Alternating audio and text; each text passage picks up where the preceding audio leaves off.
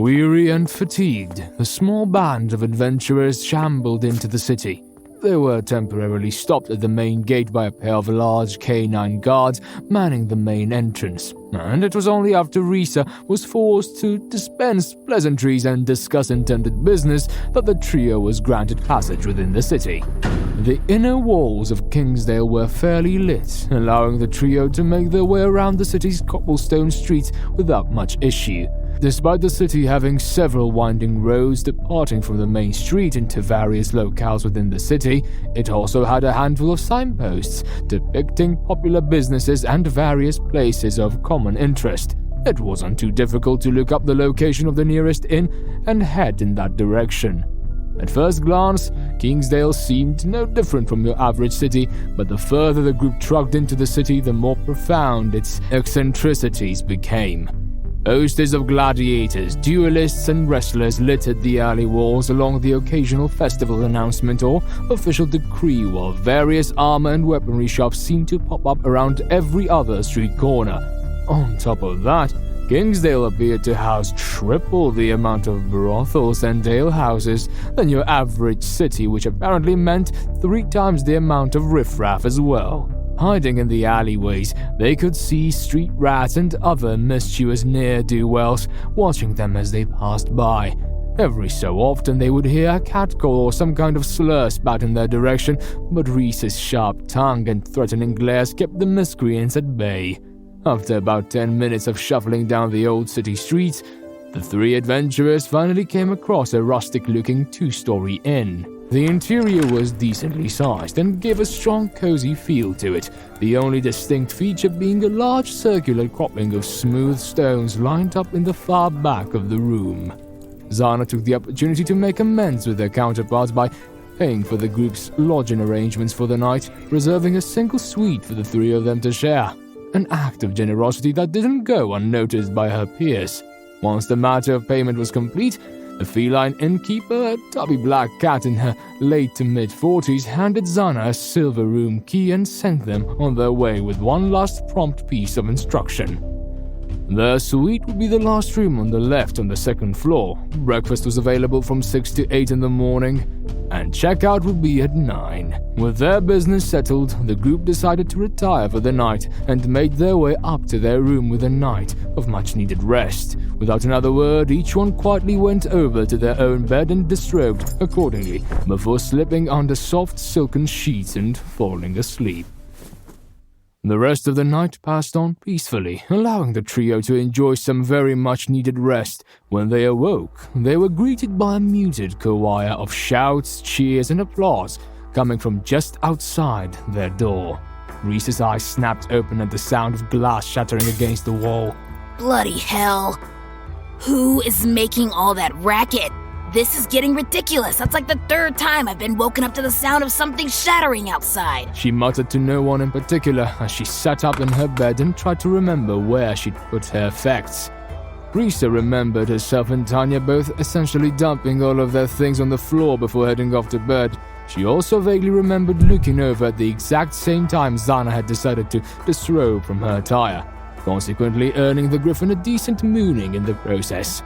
Apparently, the Calamite preferred to sleep in the nude when in safe areas and had little concern in the way of privacy, a fun fact pertaining to the rogue, to which Risa would have preferred to remain a secret.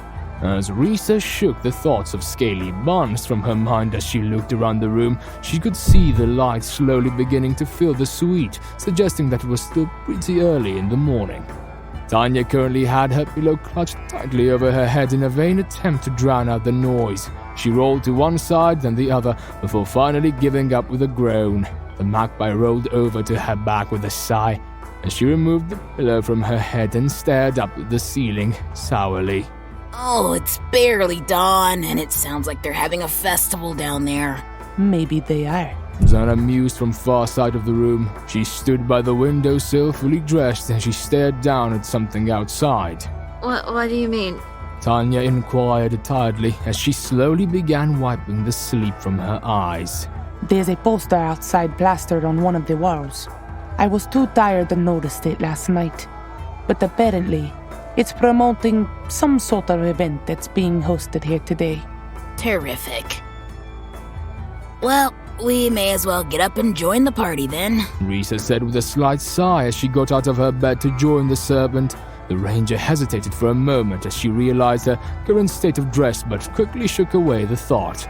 If they were going to be working together and planned to be in sync, then she'd need to be comfortable with being herself around the snake, at least about as much as she was with Tanya.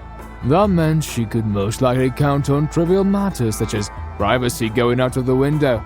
Besides, if the rogue wasn't fazed by going full out in a room with two strangers she'd just met, then Risa was pretty sure trouncing around in her underwear wasn't going to bother the reptile all that much. She made it to her clothes and was just about to pick them up when a loud thud rocked the entire floor, shaking the three females to their core as a loud cheer came from outside. What in the world is going on out there? Tanya complained as she grabbed her blanket and clutched it to her chest to cover herself up as she got up. A little more self-conscious than her counterpart, Tanya kept her eyes fixated on the reptile's back as she quickly attempted to sneak her way over to her pile of robes without losing her modesty. Risa, with much less care and stealth, similarly threw on her clothes and began the process of strapping on her armor. I don't know. It's pretty damn loud, whatever it is. They might be hosting some sort of event like Xana says, but who knows? Maybe the crowd turned violent and there's some kind of brawl going on outside. Either way, it's about time we found out. Just gotta make sure we're safe about it. Hosting an event or not, there is no reason for them to be this loud. They're lucky we have business to attend to. Otherwise, I promise you, they'd be receiving a very strongly worded letter.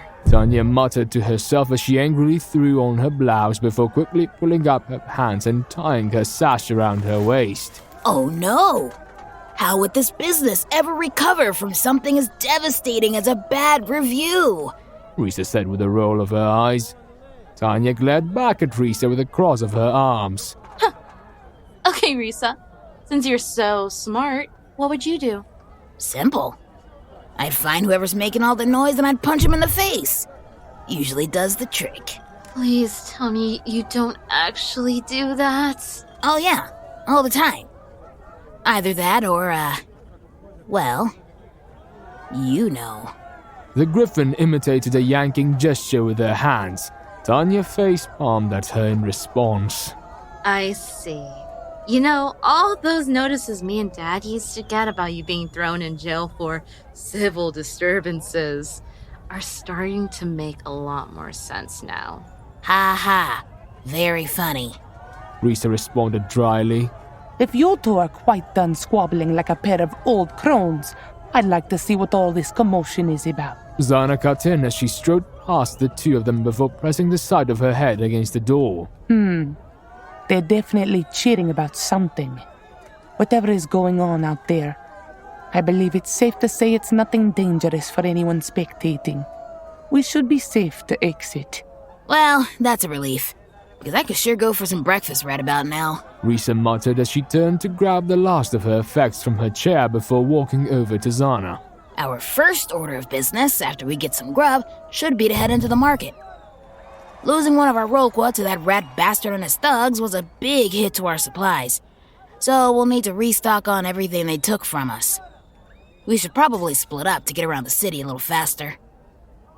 Once we get supplies taken care of, we can take a look at replacing our armor and weaponry. And most importantly, we need to find a shop where I can buy some half-decent clothes. She said with a gesture to her skirt. 'Cause this just ain't doing it for me. Oh, but you look so cute in that skirt. Xana teased as she deftly used her tail to hook onto the bottom of the griffin's skirt and pulled it up a bit to flash the ranger's undergarments.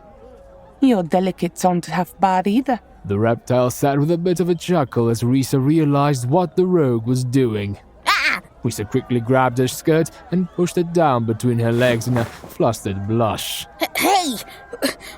Watch that tail of yours, will ya? Oh dear. 1,000 pardons, my friend. Sometimes my tail just seems to have a mind of its own. Xana lied with a bright, cheery smile. Right. Mind of its own, my ass. Risa bit back sarcastically as she smoothed out her skirt before addressing the Caldermite once more. Oh, hey, that reminds me.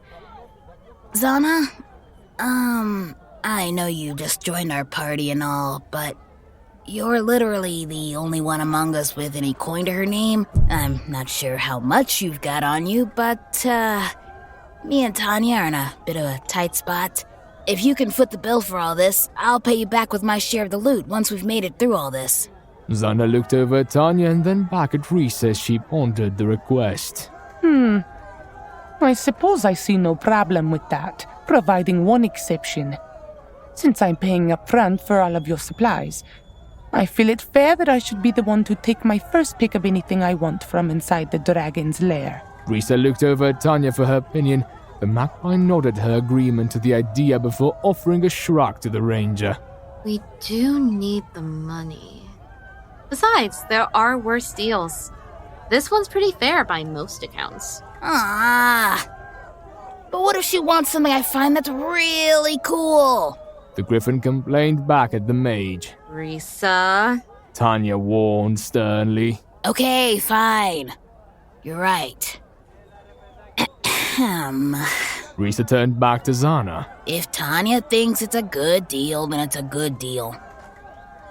If everything goes according to plan, we'll all be as rich as lords regardless, so I guess there isn't any issue with giving you top pick of the loot. Aside from the dragon's panties, those are mine. Deal? She said with an extended hand to shake on it. Xana's eyes widened a bit in confusion. The rogue looked over at the magpie once more before looking back at the griffin. I'm sorry? The dragon's what? I'll get you caught up on it later. Okay. Sure. Deal. Xana said with a shake of the griffin's hand to make it official. Good. We're all squared then. After we're done buying what we need, I say we meet back here at the front of the inn to regroup. Since it's so early right now, I figure we'll be done shopping by noon. I've got a little money left over that I managed to keep hidden from Henry when his men were searching my rolqua. I'd like to use it to make amends for yesterday before we leave town. Something to put us all on a clean slate, so to speak, and get rid of any leftover bad blood. We'd stay here a bit longer, but I think it'd help. Risa glanced briefly over at Tanya, but quickly averted her gaze before she could lock her eyes with the mage. Anya tilted her head quizzically at the griffin. Was she trying to apologize? That wasn't like Risa. The Risa she knew could carry grudges for years and didn't give a damn about the consequences. More often than not, she was the one trying to dig up the hatchet, not bury it. Had she really felt that bad about the other day? Tanya suspected as much, but held her tongue on the issue for now, only raising an eyebrow as she placed her hand on the griffin's shoulder. If you insist, we can stay here just a little longer, but not too long. We should still depart today if we can manage. Xana nodded along with Tanya. Agreed. If you believe it will help us to grow as a team, then I suppose a few additional hours here cannot hurt. Here. The reptile produced a small pouch and held it over to Tanya. 300 crowns ought to handle it. All right. Risa bumped her fist victoriously. Cool. You aren't gonna regret this. Tanya and Xana shared a sidelong look at one another before looking back at the griffin. I certainly hope not. The three adventurers shared a laugh at that. All right. Time for us to get a move on. With that, Risa took the lead and walked over to the door, closely followed by Tanya, with Xana following up the rear. Risa opened the door to get a look at her surroundings. There were a couple of patrons hunched over at the guardrails, shouting down at someone on the ground floor. Looks of delight and merriment etched on their faces. Risa exited the room and took a couple of steps forward to look over the railing. Down below was a fairly decent crowd surrounding the same circle of stones that she'd seen upon entering the inn. In the center of the circle was a badger and a rabbit clothed in brightly colored outfits. The two seemed to be currently locked in some sort of grappling match. On one side of the crowd, there were three other similarly clothed figures. The three figures dwarfed the other members of the crowd with their size and stature. Hey, girls, check it out. Risa called over her shoulder. Looks like we got ourselves some early morning entertainment. Tanya and Xana looked over the railing to observe the brawl. Xana appeared visibly amused, and although she did not cheer, she watched the combatants' performance intently with a cracked grin. Tanya, on the other hand, was a bit confused as to why the two were fighting in the first place, but generally accepted the fact that if no one was intervening, then it must have been part of the special event that they were hosting. The rabbit, a lean white creature with a grey right foot, broke away from the combatant's hold and unleashed a flurry of quick jabs, consequently stunning the badger before landing a theatrical spinning kick, knocking his opponent spinning to the ground. The crowd cheered the spectacle as they chanted the figure's name. Greyfoot faced the crowd with a charming smile, his fur matted with sweat from the fight. He rose his arms victoriously, and the crowd roared even louder. Lost amidst the other voices from the crowd until now, a possum wearing an extravagant coat was bellowing to the crowd, seemingly narrating the actions of the fight. What an amazing fight, folks. Halen looks like he is done for. Incredible. Greyfoot has taken the championship title from his longtime nemesis and renowned fighter, Halen Gunderson. What an upset. And now we watch as Greyfoot is reveling in his victory at this point. The rabbit was shaking his fists in the air triumphantly as the larger badger rose back up and lumbered towards the rabbit with his back turned. As the badger approached his opponent from behind, the crowd began to get louder, with several spectators shouting to warn the rabbit to look out behind him. Risa, Xana, and Tanya all eyed Halen as he approached the rabbit, curious as to what the badger was about to do, but then, right when it looked like the badger was about to club Greyfoot from behind, he instead proved the act to be a ruse by walking up next to Greyfoot, shaking his hand and hugging him as the possum brought out a large leather belt. The two received applause for the good showmanship before joining the other fighters in the crowd.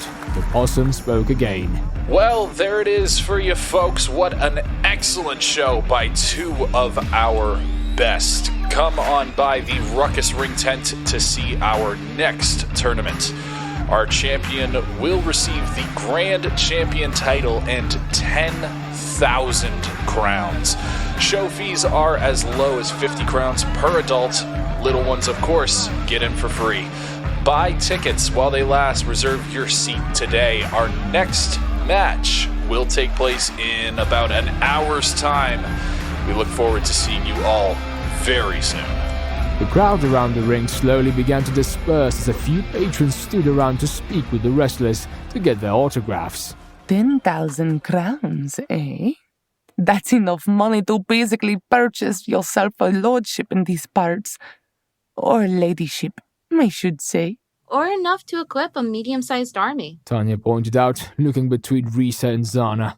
Risa shook her head and pointed her thumb back at the ring. I know it's tempting, ladies, but I think we should stay the course. For one, you can be sure there'd be a fee. Also, if one of us gets injured in the process, then we'll be delayed for months. Lastly, and I think most importantly, I don't know about you, but I'm not a monk. I'm pretty sure those guys would hand our asses to us out there, and I'm not keen on getting humiliated in public like that. If you want to go talk to them and get more information, you go ahead. I think I'm gonna go get some food. What do you say? Tanya nodded with a shrug. Yeah, I guess I could eat. I'll catch up with you two in a bit. I'm going to ask them a few questions. Perhaps I'll return to test my skill in combat here after the conclusion of our quest. Oh, yeah? Well, if you end up fighting here, let me know. I'm sure watching you in the ring would be interesting. But for now, I gotta get some food in me. Let's go, Tanya. Risa quipped as she playfully smacked the magpie's backside before walking downstairs to get a table. Tanya squeaked a bit as she reflexively grabbed her bum protectively. The magpie gave the mischievous ranger an amused glare as a few patrons who witnessed the act shared a laugh at her expense. Tanya grumbled as she rubbed her backside before pursuing after the griffin. Risa sat down at a medium-sized table and signaled the servant over. She was a daintily-looking cat with a cream-colored coat of fur, which turned white at her paws and tufts of fur around her cheeks and neck. The feline wore a bland green dress that reached about 6 inches above a pair of knee-high boots, along with a white apron to keep her from getting too soiled with ale. To complete her outfit, the ensemble matched that of the other girls roaming about the inn.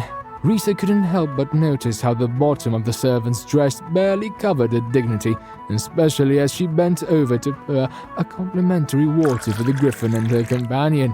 Risa looked over at Tanya and gave the mage a smug, cheeky grin before noting over at the barmaid's posterior. Tanya did a double take as she noticed the feline's compromising position before politely coughing and averting her gaze back to the ranger. Risa gave the mage a familiar, mischievous smile to which Tanya furrowed her brow at the griffin and narrowed her eyes at her suspiciously. Risa was scheming again. The waitress was a good deal shorter than Risa and stared at her bashfully while clutching at her apron. Good morning, Mum. What's your pleasure today? Surprise me. I'm starving. What about you, Tanya? Oh, I'm sorry. I'll just have some water and whatever fruits you have here. Tanya quickly replied before fixing the ranger with a glare and a shake of her head while mouthing the word no. Risa rolled her eyes but left the waitress alone and gave her the order. I changed my mind. I'll have a round of flapjacks. The waitress nodded curtly before taking her leave from the table as Risa turned back to Tanya. You're such a stick in the mud. You know that? Where's your sense of fun? I have a sense of fun. It just doesn't include yanking the underpants of poor random waitresses to Kingdom Come. She could have friends or family here that would mock her relentlessly afterwards. She bit back, a bit flustered from remembering a time when a similar situation with Risa yielded those very same results for her when she was younger. Give me a break. After the day we had yesterday, don't you think we deserve a one-time, just an itty-bitty, teensy-weensy stress reliever? Risa said as she pinched 2 of her talons together. Come on! Don't you want to take out all your stress on someone? Be the giver for once. I promise, you'll feel better afterwards. I always do. Risa smirked deviously as she played with the idea. Besides, if she's got friends and family here, so what? She'll get over it. At some point. You did at any rate. Risa snickered as she took a swig of water while keeping her eyes on the magpie. Tanya gave the griffin an unamused look and pointed at herself. If you take a moment to look closely, you'll notice that, years after the fact, I'm still not laughing. In any case, let me give you a counterpoint. Retaliation. You give her a massive wedgie, and 10 minutes later, we're being run out of town and being blacklisted from ever coming back here again. That would put a serious problem in our hands, wouldn't it? Risa coughed into her drink and put it back on the table as she cleared her throat. Okay. Yeah. That would be unfortunate. I guess I didn't think about that. She subconsciously smoothed her face feathers, thinking about how yesterday the universe had decided to kick her in the metaphorical balls for being such a jerk all the time. Maybe Tanya had a point. Risa nodded her head in agreement. Yeah. As much as I hate to admit it, I clearly wasn't thinking about the consequences. Thanks for talking me out of doing something stupid. I owe you. Don't mention it. Tanya dismissed with a wave of her hand as the 2 waited for the waitress to return with their meals. Tanya took the natural pause in conversation to survey the room for a moment for her own situational awareness. From the looks of things, the locals, a large mixture of the rodent and feline variety, they all seemed friendly enough. A jaguar was arm wrestling with his partner compatriot, and several mice and cat patrons milled about discussing the wrestling show. Most of them minded their own business and kept their gazes away from the 2 adventurers, aside from the litter of young bunnies that couldn't help but stare in awe of the griffin, clearly not ever seeing one before. Tanya smiled warmly at the litter and took a moment to take her guard down. Looks like these townsfolk aren't used to getting many visitors. Yeah, for the most part. We're in more of a mammalian region right now. Means anything we do here will be easy for them to identify. Then it's a good thing I talked you out of one of your pranking schemes after all, huh? Tanya couldn't keep herself from giving her own smug smile at the griffin, knowing she was right. Risa rolled her eyes but conceded the point with a nod as the waitress returned with their orders and set them on the table. Here you go, ma'am. If you want anything else, just holler and I'll be back in a jiffy. Without waiting for a response, the feline swiveled around to help another guest, nearly flashing the two adventurers as she did so. Jeez. Oh, it's like she's asking to get pranked. Please do restrain yourself, Risa. Yeah, I know. Gotta admit, I do like their hospitality. Much better than the last town. Oh, agreed. People back there only seem to acknowledge you when you gave them money. Well, that would have been fine with me at the time. You know, considering my situation when we were there. She took a bite out of her meal and moaned her approval. It's a good thing we met Xana too. Otherwise, we might have had to resort to other, less dignified means of acquiring enough money to get back on our feet. There was a slight blush from the griffin as Risa took a sip from her glass. Oh, do you mean your old dancing routine, the juggling act, or the one where you stripped down to your... Risa suddenly reached over and clamped Tanya's beak shut before looking around to see if anyone else was listening in. When she saw that nobody was, she promptly let go of the magpie's beak. Let me remind you, we don't talk about the statue gig, ever. Tanya gave an understanding nod while fixing the griffin with a mischievous grin of her own. Whoops, must have slipped my mind. She teased before sipping from her own glass. Oh yeah, I'm sure it did. Risa scoffed with a shake of her head before picking up her utensils and tearing into her meal. Tanya did the same, albeit in a much more civilized fashion. Anyway, Risa said with a mouthful of food before taking a swig of her glass to swallow it down. We're pretty close to the swamp now. Won't be long before we make it to the mountain. I can only imagine what awaits us there. Swamps are a death trap, especially if magic is involved. Tanya muttered as she picked away at the fruit on her plate. Makes me kind of glad we have an extra party member now. Xana will give us a much better chance of survival with her taking point as our scout. Risa nodded in agreement. I know, right? And it's like every time someone wants some super expensive, super magical item, there's a freaking swamp involved. And wherever there's a swamp, there are monsters. I just hope we'll have better luck than with those rat bastards. We really need to step up our stealth if we want to get out of there safely. I couldn't agree more with you on that point. Luckily, Xana should be able to help us with that. It seems stealth is one of her specialties. She replied before popping another piece of cantaloupe into her mouth. Of course, we don't even know what's even in that swamp. What if there's something even worse than a dragon in there? Risa stopped eating to look over at the magpie. What's worse than a dragon? Tanya took a sip from her glass. How about nightwalkers, rot trolls, hydras, a horde of undead, including undead dragons? Yeah, okay, I agree. All of those things are bad news. Personally, though, I think the only thing that could rival a dragon is a lich. Ugh, and thank the stars there hasn't been a lich around these parts for at least 100 years. Risa took a final sip from her glass before licking the edge of her beak. I wonder if any still exist. Tanya wondered aloud before downing the last of her own drink. Ooh, for everyone's sake? Oh, let's hope not. Risa concluded as she looked down, noticing that the two of them had finished eating. Well, ready to pay? Sure thing. Tanya said as she took out Xana's coin purse. I still can't believe they managed to ambush us. If they hadn't hit me with that cheap shot, I know we could have taken them. In hindsight, I probably shouldn't have had to split up. The magpie placed a few coins on the table before getting up and placing a hand on Risa's shoulder comfortingly. It's in the past, Risa. No reason for us to dwell on it any further. Risa placed her hand over Tanya's and squeezed it slightly before letting go with a sigh. Yeah, I know. You're right. It's over and done with. I know I would have beat them, though. That's just gonna have to be good enough for me. And if I ever do happen to see them again, then I'll freaking destroy them. Or, I don't know. They spared us, so maybe I just return the favor and humiliate them. Whatever. Anyway, I think it's time for us to get going. I think I see Xana heading our way. Risa said as she got up from her seat. The cobra walked over to them, clearing her throat as she spoke. Interesting warriors this city has. Risa placed her hand on her hip.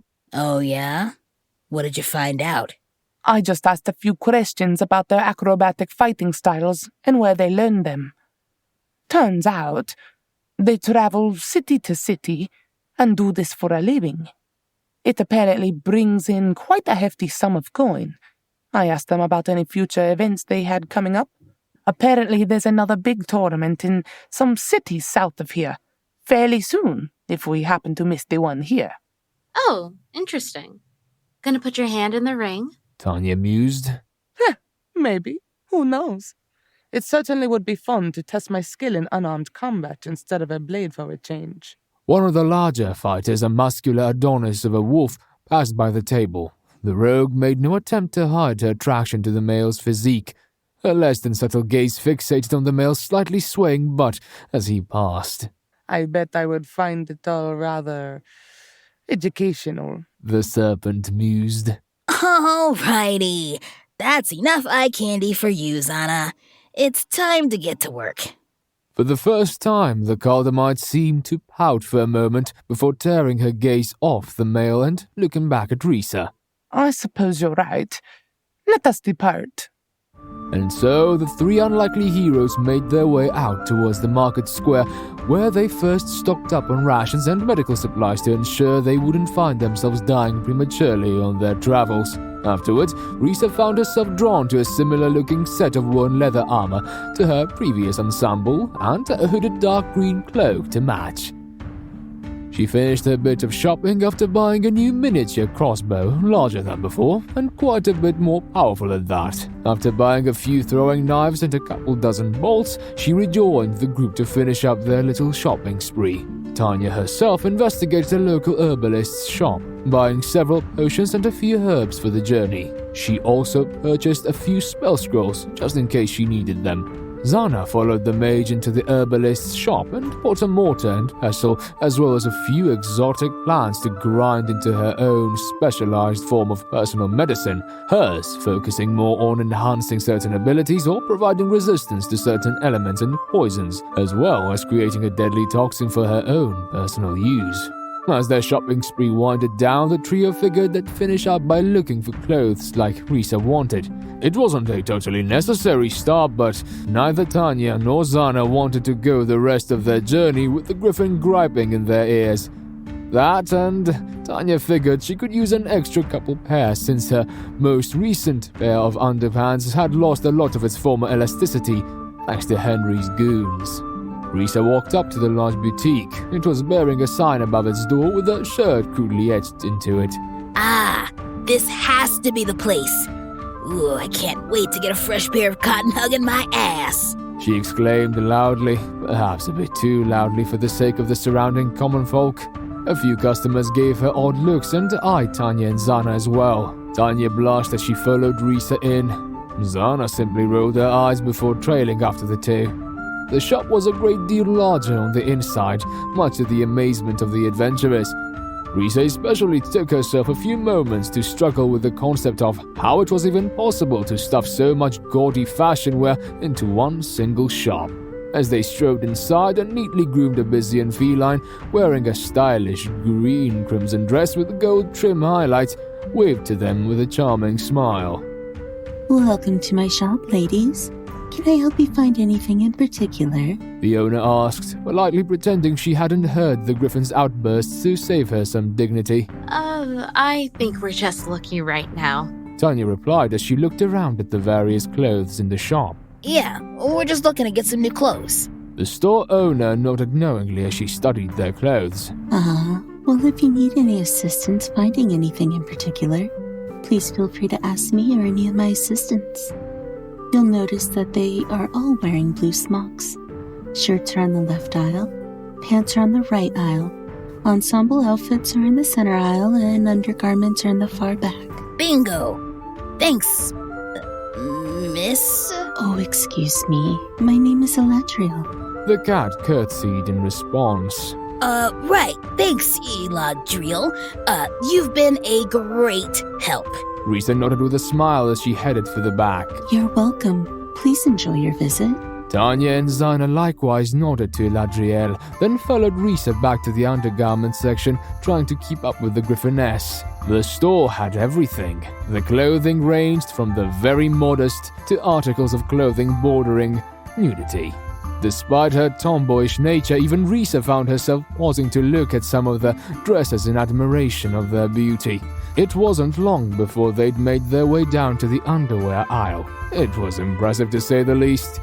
Rows and rows of ladies' underwear displayed themselves prominently up on the walls. There were all sorts of colors, designs, and styles. Some had frills, and others had bows. There was colorful lingerie spanning all the way to plain granny panties. Something for everyone. Risa smirked at the mage teasingly. Pick your poison, sweetheart. Tanya curiously looked over the undies, feeling some for the quality of their fabric. She picked out a few plain white high-waisted cuts and carried the pairs over her arm. Xana examined the aisles with interest but did not directly pick anything out. She seemed more interested in watching Risa and Tanya pick out their own underthings than selecting anything for herself. Risa perused the racks for a while before coming away with several choice selections of underwear. She picked out a blue and white striped pair of bikini panties and stretched the undergarments in front of her before lowering it down to her crotch as she stood in front of a mirror. She smirked affectionately before grabbing another pair with pink and white stripes and moving down the aisle. Every so often taking a moment to check herself in the mirror. Risa picked up a black thong that hung around the hips and a pair of baby blue panties with black paw prints trailing up the front with the words "Bite Me" printed over the back in bold black letters. Lastly, she grabbed a pair of cute grey cotton boxer shorts with a unique design of a cartoonish female cat, giving a female-looking rat a comical atomic wedgie plastered on the left side of the boxer shorts. On the right side were the words, "Feeling lucky," in yellow text with the added response, "Just try me," in larger similar colored text on the back. Risa chuckled at the underwear and felt she had to buy it. Xana eyed them inquisitively, particularly the Bite Me pair. She let out a chuckle of her own when she said, Are you trying to tempt fate with those? Those are just begging to be yanked by a bandit. Risa stuck her tongue out at the snake and made a face. You're just being paranoid, Xana. Besides, the only one who's supposed to see my panties is my lovely merchant friend back home. If he wants to yank these babies to Kingdom Come, then that's between me and him. Why don't you pick a pair for yourself and stop eyeing everyone else in the store, you perv? Risa teased before going to view her stock of underwear. I don't require anything really, but if you insist. Xana said with a shrug, heading over to the thong section of the store. Risa caught the magpie eyeing her smugly once more and rolled her eyes. Okay, fine, I'll admit it. I like this stuff. I mean, what girl doesn't like shopping for panties? Even I'll admit I like this frou-frou stuff when I'm alone at some level. Risa turned around and quickly prodded Tanya's chest with a finger. And if you tell anyone I said that, heaven help you, she warned playfully, yet kind of seriously. Tanya laughed in response, satisfied with her own pickings. She sat down in a nearby chair and waited for her companions to finish, watching them and the other people in the store as she did so. She looked over at Xana and noticed the reptile scanning a selection of thongs, mostly in black, blue, or grey variety, as she waited for Risa to finish shopping. Once the ranger signaled she was done shopping, Tanya gestured for Xana to come over. The Caldermite picked up another great pair of underwear and strode over to meet them. Did everyone get everything they were looking for? Yeah, I'm ready. What did you end up getting, Xana? Something exotic? Thong made out of candy, perhaps? A few thongs, yes. Though none made of candy, unfortunately. She quipped back to play along with the griffin's joke. How about you, Tanya? Did you find whatever you were looking for? Mm-hmm. Plain whites. Just the way I like them. Come on, Tanya. Risa commented disappointingly with a shake of her head. What? Tanya asked, a bit offended. You know exactly what. White fullbacks. Again. You're in a store with 100 different types of underwear, and you choose the exact same pair you're currently wearing. And on top of that, you go with the nerdiest pair in the world. I figured after yesterday you would have understood why you shouldn't be wearing granny panties. Oh, come on, Risa. Don't you think you're overreacting? Besides, I really like this style. There's nothing wrong with them. In fact, I think they're actually really comfy. I really don't see what the big deal is. They're just gonna make you a bigger target than you already are. That's all. I'm just trying to look out for you. Why not try some bikini cuts or something? Practically anything is better than granny panties. Oh, please. I appreciate the concern, but I think I'm old enough to pick out my own underwear. Tanya said with a cross of her arms. If they're good enough for my guild to issue, they're good enough for me. Risa sighed and pinched the bridge of her beak. Look, don't be like that. I'm just trying to help keep you from getting picked on. But I don't like any of the other types. They all write up too much. They do not. I literally wear them all the time. They're fine. Yes, I do, and you know it. You used to mention getting natural wedgies all the time back home. Tanya said with a poke to Risa's belly before turning around to ignore the griffin. Risa frowned. She'd have to use her ultimate teaching method. She looked around the store and smiled to herself when she noticed the coast was clear of any nearby staff or customers. Fine. How about I try saying this in a language you'll understand? I've got 3 good reasons why it's unwise for you to wear granny panties. Oh yeah? And what reasons would those be? Well, for one, there are only 2 types of people who wear those bad boys. The nerds and moms of the world, and people so cool it doesn't really affect them, like me. Risa said as she pointed a thumb at herself. I think you just made that up. Tanya said with a roll of her eyes. Hush. Second, if you do wear them, you'll look like a nerd if someone sees them peeking out of your clothes. Which, granted, you kind of are, you know, being a mage and all. But 3, and here's my most convincing point. If someone sees you wearing them, then you're just asking to get one of these. Risa said matter-of-factly as she quickly reached into the back of the magpie's pants and got a decent underhand grip on the mage's undergarments. Wait, Risa, not in the store! It was too late. Risa expertly curled 2 fistfuls of cotton out of Tanya's trousers and pulled them up to her mid-back, swiftly lifting the magpie an inch off the floor. Now, come on. Do you really want more of these in the future? No, of course not! She squeaked back as she was forced to dangle in place. Xana watched the scene unfold wide-eyed, not sure how to respond. She raised a finger as if to say something, but decided it best not to get involved. Perhaps this was a Lorien custom after all. Tanya squirmed in place as she struggled to touch the floor in order to relieve the newly acquired pressure centered on her nether region. Her eyes darted around the store, but luckily she didn't see any other customers roaming around in the moment. That was good at least. Don't worry, I already checked. Wouldn't be sharing this lesson otherwise. She said as she lowered Tanya back to the ground. See? That's what you're asking for when you wear these.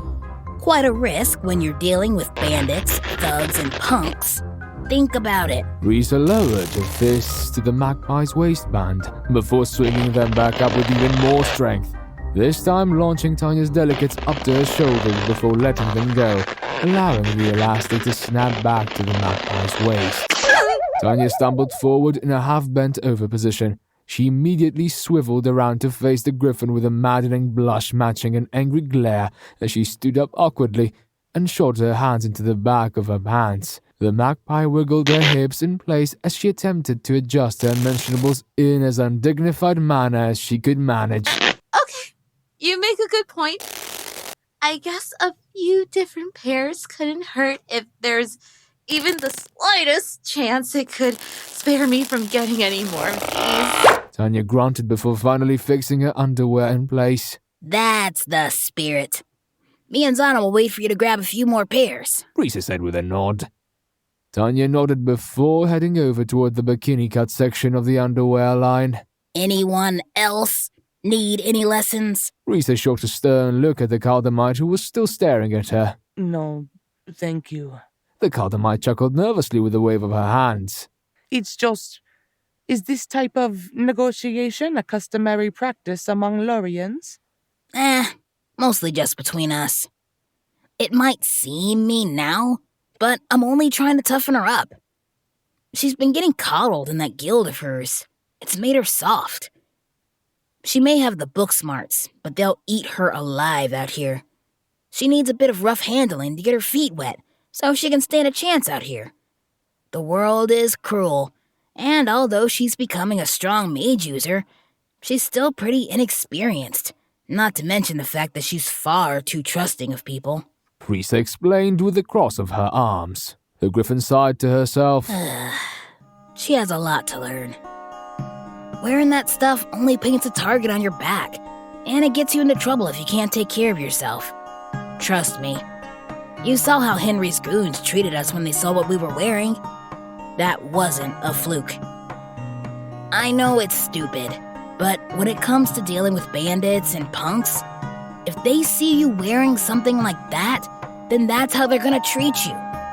It's just the way it is out here. The only ones who should wear them are the ones who can defend themselves.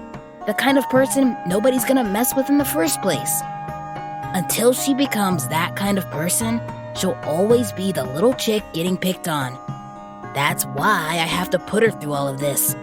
She has to learn to stand up for herself and not just take it like some poor defenseless whelp. When she does that, she'll be ready. Until then, it's my job to look after her and to help her to get to the next level. I see, Xana said with an understanding nod. Tanya begrudgingly came back with a few bikini cuts along with her original selection of granny panties. I got the stupid bikini cuts. She grumbled as she held up one of the aforementioned pairs. Great. And look at that. You were able to keep those granny panties you like so much. See? Compromise. She said as she gave the magpie a hug and rubbed the top of her head affectionately. Okay, let's go pay. With that, the trio approached the front desk where Illadriel was stationed. The Abyssian feline smiled once more as she greeted her customers. Did you find everything you were looking for today? Oh, I see that you found my underwear selection to your liking. She clapped joyfully as she eyed the selection of underpants that Risa, Xana, and Tanya were placing down on the table. I'm happy we were able to stock you up on your travels. One can never do with enough undies when on the road, she said matter-of-factly. Risa cringed with an embarrassed smile. Despite being polite, Illadriel couldn't help from making the three girls somewhat embarrassed with her key choice of words. The cobra cleared her throat before stepping closer to finish the transaction with the shop owner. How much for all of these, Mom? Well, let's see. The cat tallied up all the prices on a piece of paper before circling a price. It'll be 75 crowns, miss. Very well. Xana said as she retrieved her own much larger coin purse. She counted up the coins and passed them to Illadriel, stuffing the purse back onto her belt afterwards. Illadriel smiled as she took the coins. The feline turned around and bent over to put the money in a nearby safe. But in doing so, she accidentally raised up the back of her dress a bit too much, flashing a pair of pink unmentionables before standing back up, none the wiser, and the three adventurers too embarrassed for the woman to tell her anything. Thank you for your patronage. I hope I was able to bring your attire to its perfection and make you the cat's meow. With their items in hand, the trio thanked Illadriel for her services and started for the door. Xana and Tanya folding their clothes for better transport while Risa simply held her pairs in a tightly clenched fist. Stuff like that is why I don't wear skirts anymore. Too many wardrobe malfunctions waiting to happen. Tanya muttered aloud as they exited the store. Oh, don't I know it. It's always been a good laugh, though. Wish I could catch those moments more often. Now who's sounding like a perv? So, you like staring at women's underwear, Or do you just like having easy wedgie targets? Risa puffed up her face feathers in embarrassment and quickly tried to save face. That's not what because it would make it easy to give nerds wedgies. Duh. I don't, yeah. Risa winced at the weak recovery and face-palmed. She slid her hand down to her beak and deadpanned as she gave the mage a sidelong glance. Tanya chuckled a bit, nudging the griffin with her elbow playfully as they made their way for the exit. Xana trailed up behind them, snickering all the while. Risa swallowed her pride and exhaled with a slump in her shoulders as she followed suit. Trio left the store and returned to their mounts to pack away their goods. Once they had packed up all their supplies, Xana turned to Risa. All right. We made good time at the market. It's just now noon. Risa nodded. Perfect. We should have just enough time for me to treat you guys before we head out. So, here's the deal. I found out this place has a hot spring on the edge of town. It's one of those bathhouse, massage, parlor, steam room places. Anyway, I hear they're great for stress relief. Just the kind of thing we need for a little team building. Come on, it's this way. Risa said excitedly as she latched onto Tanya's wrist and pulled the mage behind her in the direction of the spa house as Xana followed up the rear. With official matters settled, the trio departed for the hot springs for a night of fun and